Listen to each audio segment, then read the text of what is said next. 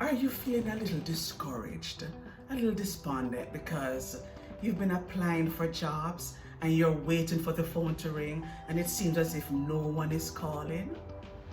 Or are you a little bit discouraged because you realize all the jobs you look for say you must have 1 or 2 years work experience and you don't have that much work experience? Or are you wondering if it could be your cover letter that's not quite cutting it? Maybe it's not compelling enough. Well, if you've answered yes to any of those questions, then this is your day, because that will be the focus of today's video. Now, if you know anyone who is interested in learning about cover letters, please share this video with them. Hello everyone, welcome back to my channel. And if it's your first time stopping by, thank you so much for stopping by. I'm Tanya and I'm a college professor. I've been teaching for the last 31 years and I've been teaching college and university students for the last 27 of those years. I teach various forms of communication, but in today's video, the focus will be on business communication, which is really business writing. And we'll be talking about how to write a compelling and effective cover letter. If you want your letter to be read, whether it's an email that you send along with your resume, or if it's a full-blown cover letter, whatever it is, it's your way of saying to the recruiter, this is who I am, this is what I have to offer. Now, if you want to ensure that the reader actually picks it up, reads your cover letter, then moves on to see your resume, then this video will help you to write a very compelling cover letter. Now, picture this. You are a recruiter or an HR professional, or you're a potential employer. And every day you get hundreds of cover letters. And they all sound something like this. Please consider me for the position of blah, blah, blah. Or, hello, I'd like to work for your company. Or, I'm applying for the position of blah, blah, blah. So every day as you go through your email and you see these, you say next, next, next, and then you stumble upon a different cover letter. And it reads something like this. I still remember the first time I walked into Van City as a new immigrant in Canada. I was initially overwhelmed by your imposing infrastructure until I was approached by a very friendly receptionist.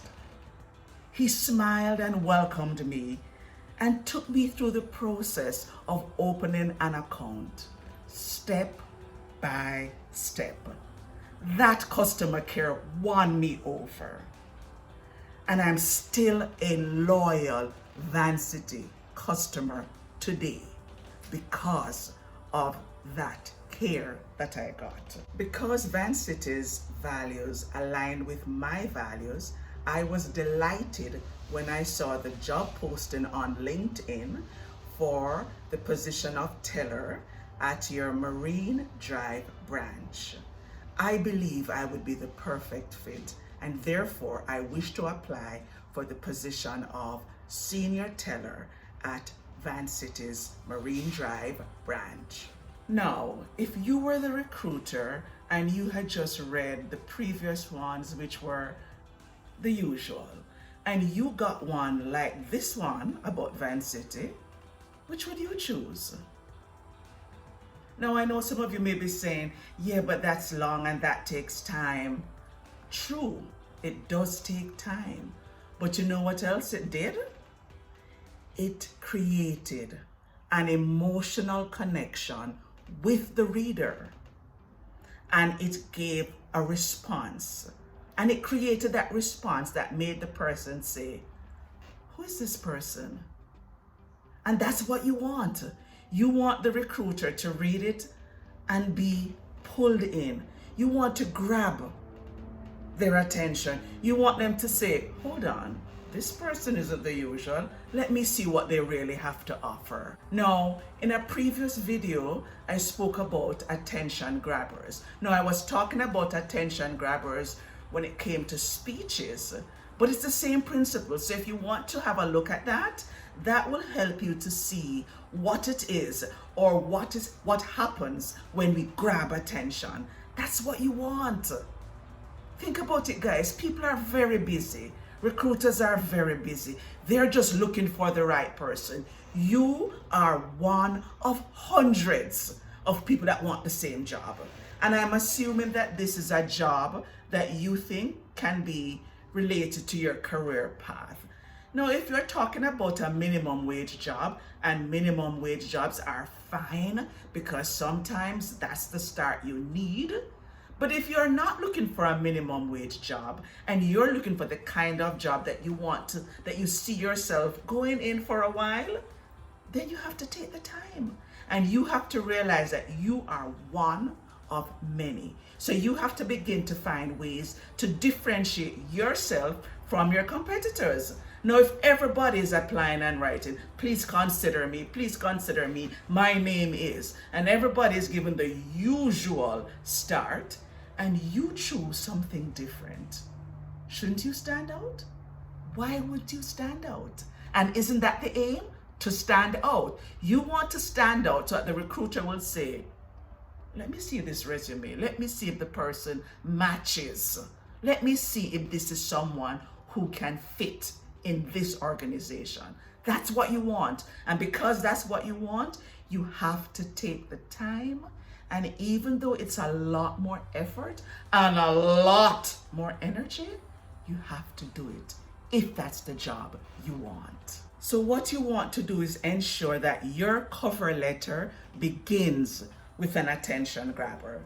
Now, there are 4 types of attention grabbers. Maybe there are more, but I know about 4. There are 4 types of attention grabbers that you can use the next time you write your cover letter. The first one is you can tell the recruiter or the potential employer about the first time you use their product or service. And that's similar to the one that I just did, where I was basically saying, I want to work with you, and the first time I had an encounter at your branch, this is what happened. So that's one type. The next type of cover letter that you can use is the one where you talk about their employee, and you can say, I know this person, and having learned about your company through this person and having had my interest piqued, I'd like to work here also. So that's the second type, and that tends to be the most powerful one, but not many of us have contacts or friends who work in the companies that we want to work for. That is considered the strongest type because people immediately feel, okay, I know this person. They don't, but they know the person that you know, and that shared knowledge, 6 degrees of separation, that makes them feel that they already know you and they're willing to take a chance on you. But not everybody has that advantage, so don't see that as the only way. It's one of the better ones, but it's not the only one. So the third type of attention grabber is when you tell them about how you learned about the product or the service. Now, this is different from the first one where you're telling them about the time when you actually used the product or the service. For this one, you're not talking about using the product, you're talking about how you came to learn about them.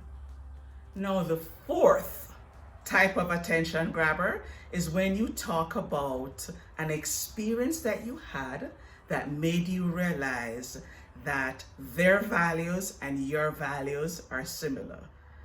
An experience that made you realize that you are a part of their tribe.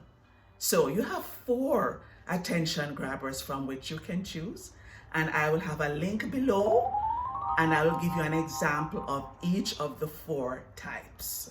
And all you have to do is look at the structure and make it your own. You can choose from any of the 4, but you really want to ensure that you have an attention grabber.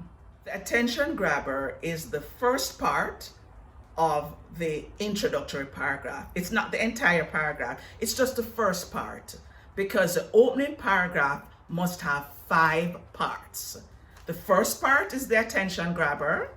The second part is a statement where you talk about how your values align with the company's values. The third part is where you tell where you saw the ad. The fourth part is when you actually mention the actual title, and some people don't do that. And the fifth part is a statement where you actually say, I wish to apply. So all 5 parts come together, and when you have that, what you have is a brilliant, compelling cover letter. Start, just to start. But we're only talking about the start today, but I will also have a link below where I will give you a format for a cover letter, which you can also use, and you can do with it whatever you want. You can make the changes that you need to make. For those of you who are saying, yes, that works, but suppose I don't have the experience. Suppose I don't have the 3 years or the 2 years experience that they ask for. And what I would say to that is, are you qualified to do the job? Can you do the job? Is that the only problem, that you don't have the years experience? Because if you don't have the years experience, that's not a huge problem. Or do you have half of the qualifications but you don't have the other, but you have transferable skills? Maybe you did maybe they want a bookkeeper and you did bookkeeping for your small family company, or you were a volunteer in a club and you did a little bit of bookkeeping. It qualifies. You know, sometimes we forget that we have a lot of talent and a lot of skills and a lot of life experiences. Sometimes you need to sit and make a list, brainstorm, write down all of your skills, then look for what they want. What do they want? What are they looking for? And what do you have to offer? And find a way to bring it together. Be creative. It can be done. It doesn't matter if you don't have, I'm not saying it doesn't matter at all, because experience definitely counts. But that's not a reason to not apply for a job if that's all it is. You don't have all experience that they want, because you have some skills, and it's a matter of you first finding the skills in your life, making a list, and seeing what can be transferred. And what can be transferred, you make that a part of your resume. But we're not talking about resume yet. That will be in another video. So don't be discouraged if you don't have everything they're looking for, and if you have 0 experience. I know when I came here, I kept hearing Canadian experience, Canadian experience, Canadian experience. And most of the jobs that I got when I came about 19 or so years ago, I didn't have the Canadian experience either. But I had a confidence that I could do the job. And that's what you need, that confidence. So do your research, look to see what is transferable, and be patient. Sometimes it does take time. So thank you for watching, guys. Please remember, like, share, comment, subscribe. And if you know anyone that you think would benefit from this video, please share it. So until I see you next week, stay safe. Keep encouraged, guys. Keep sending out those good, well-crafted, compelling, attention-grabbing cover letters. And I will see you in the next video. Bye for now.